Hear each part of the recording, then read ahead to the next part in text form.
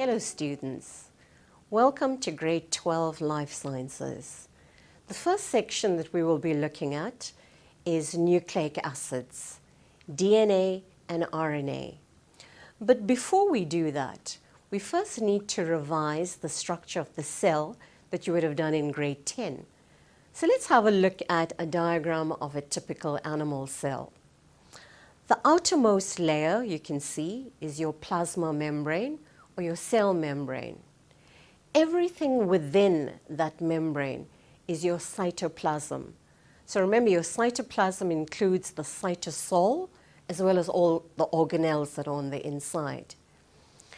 We can focus on a few organelles. In fact, you would notice this is a very simplified cell. So the organelles we are looking at are the nucleus, the large round structure in the middle, and the mitochondria. There is an organelle that you would need to remember as well, a ribosome. And the reason is that ribosomes are so small that they would not be visible at this magnification. But do bear in mind the ribosome. We'll speak a little bit more about that when we look at protein synthesis. If we look at our next diagram, that's the nucleus, and that's what we want to focus on when we are studying DNA. If we look at the diagram of the nucleus, what we can see is a nuclear membrane on the outside, and you would notice that it's a double membrane. There are little openings that we call the nuclear pores. All the substance within and enclosed by that nuclear membrane is your nuclear plasm, and the dark, dense body that looks round, that's your nucleolus. And you may notice there's like a whole lot of lines in there, tangled mass. That is your chromatin network. And this is the part that we want to focus on. What is a chromatin network? A chromatin network is, as it appears on the diagram, a mass of tangled threads of DNA that are found within the nucleus. This is how your DNA appears in a cell which is not undergoing cell division. So the cell that you were looking at is a non-dividing cell. When a cell does undergo cell division, a dividing cell, your DNA takes on a different appearance. You find that your chromatin network is going to shorten, and what are visible are structures that look like these. These are your chromosomes, and I think what we are usually familiar with is the double-stranded chromosome. Your double-stranded chromosome consists of two strands. Each one is called a chromatid, and those chromatids are joined together by a centromere. What you will also notice in your chromosome is that there are little bands that we've indicated, and these bands are called genes. But before we look at the definition of a gene, I'd like you, from looking at the diagram, to note that chromosomes do appear as single strands as well. And when we later on look at cell division, we look at meiosis, we will encounter diagrams like that. So what is a gene? A gene is a small portion of your chromosome, or we could say a small portion of DNA. And what a gene does is it codes, it provides coded information for a particular characteristic. What your genes also do is they provide coded information to make a specific protein. We need to give you a definition of chromosome itself. A chromosome is basically a strand of DNA that contains genes in it. So if we look at the location of DNA, there's the nucleus, and the DNA within the nucleus is called nuclear DNA. The other location of DNA is in the mitochondrion, and we refer to that as mitochondrial DNA or mtDNA.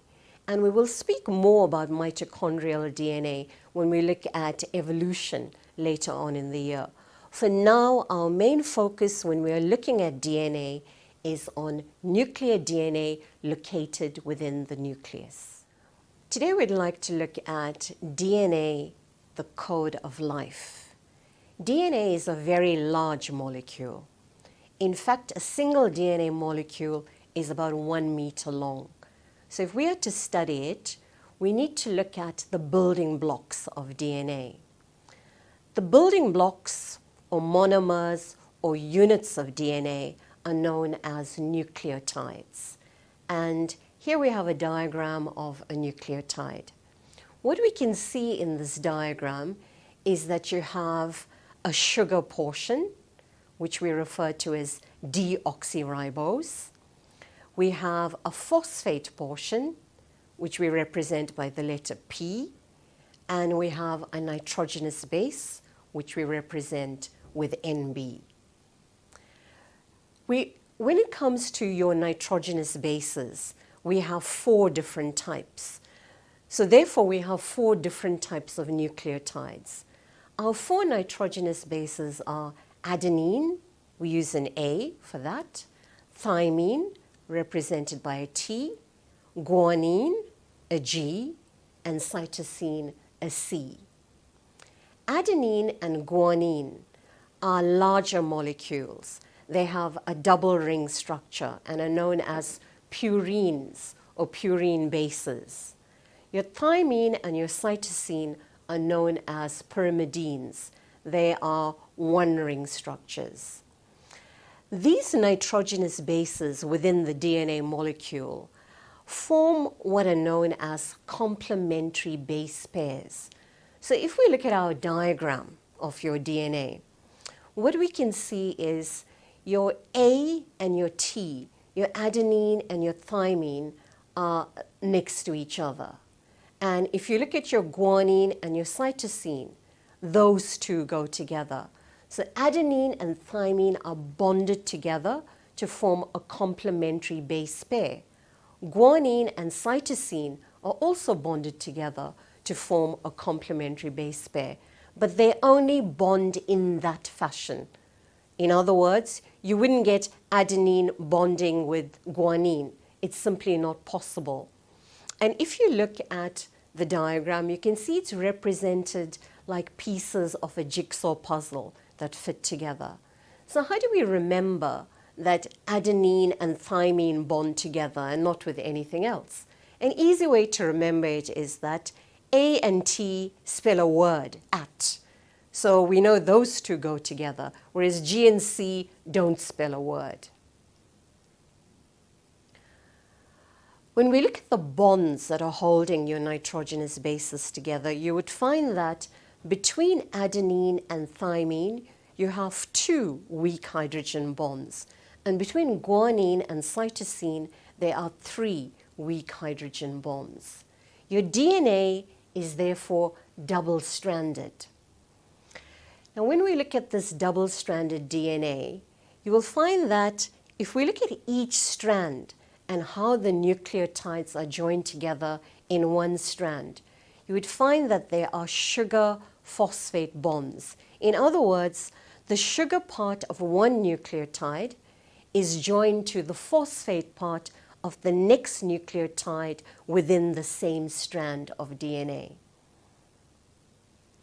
You would also notice, if we look at the next diagram, that DNA is not only double-stranded with that ladder-like appearance. One strand of DNA actually twists and coils around the other, so it produces a structure that we refer to as a double helix. So quite often if you are asked, describe the shape of DNA, it's not good enough to say it's double-stranded, neither is it good enough to say it's a helix or coiled. The correct term is a double helix. It's a unique shape specific to DNA. Now, we spoke about this ladder-like appearance. There are certain simplified diagrams that we often use that are called stick diagrams. And these stick diagrams have vertical lines, and we see horizontal lines as well. The vertical lines, which would be the rails of the ladder, are made up of the deoxyribose sugar and the phosphate. Whereas the rungs of the ladder, the horizontal parts, you will notice, consist of the nitrogenous bases with the hydrogen bonds between them. Those nitrogenous bases we can identify because the letters are actually given. Let's look at the functions of DNA. DNA carries coded information. And we can talk about two distinct characteristics or two distinct functions.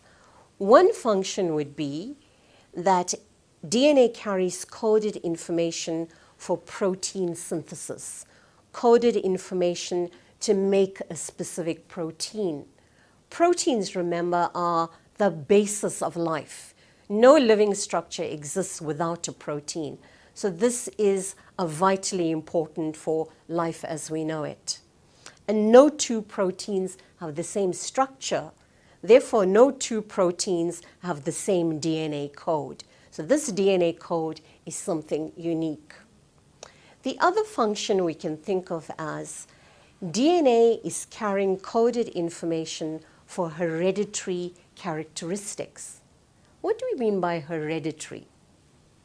Hereditary characteristics are those that are passed on from one generation to the next, from parent to their offspring.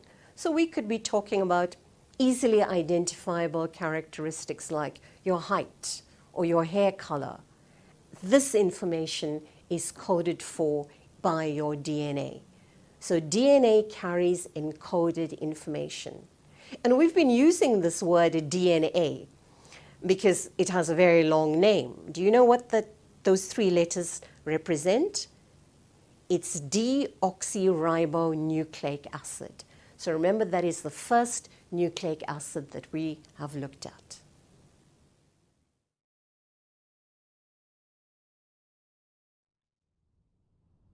Here is a cell, the basic unit of all living tissue. In most human cells, there is a structure called the nucleus. The nucleus contains the genome. In humans, the genome is split between 23 pairs of chromosomes.